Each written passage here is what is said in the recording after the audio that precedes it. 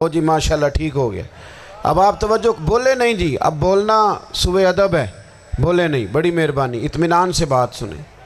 نبی پاک علیہ السلام کی جو محبت ہے نا، وہ انسان کے لیے زندگی کو آسان کر دیتی ہے۔ حضور سے پیار ہوتا ہے نا تو بندہ نفرت کرنی ویسے ہی چھوڑ دیتا ہے۔ حضور سے پیار کرتا ہے، ہرس ہوس لالچ ویسے ہی نکل جاتا ہے۔ جب حضور سے محبت ہو جاتی ہے، نماز پڑھنا، درگزر کرنا، درود شریف پڑھنا، قرآن پاک پڑھنا، دین کی خدمت کرنا، حتیٰ کہ جان دینا بھی آسان ہو جاتا ہے۔ نبی پاک علیہ السلام کی محبت انسان کو کبھی بھی پریشان نہیں ہونے دیتی، الجھنے نہیں دیتی، تازہ دم رکھتا ہے حضور کا پیار۔ شرط یہ ہے کہ محبت صحیح ہو، اصلی ہو، باطن میں ہو۔ یہ آپ کے ذہن کے اندر کبھی بھی کسی بدبو کو نہیں آنے دے گی، طبیعت کو تازہ دم رکھے گی، سکون میں رہیں گی۔ لیکن نبی پاک علیہ السلام کی محبت کے کچھ تقاضے ہیں، ان تقاضوں کو سمجھنا پڑے گا۔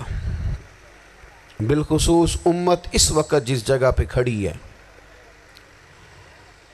آپ دیکھیں کہ اتنی بربریت اور اس جیتے جاگتے دیکھتے ماحول میں کہ جس میں ہر چیز کیمرے کی آنکھ دیکھ رہی ہے، اس میں اس قدر زیادہ اسرائیل کی جارحیت،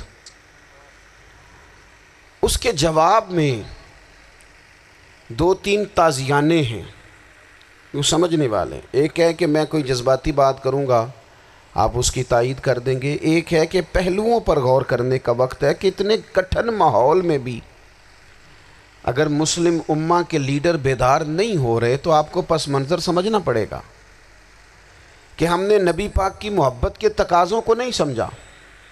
حضور سے محبت ہے نا تو پھر نبی پاک کو تو سادہ طرز زندگی پسند ہے، حضور کو تو پسند نہیں ہے۔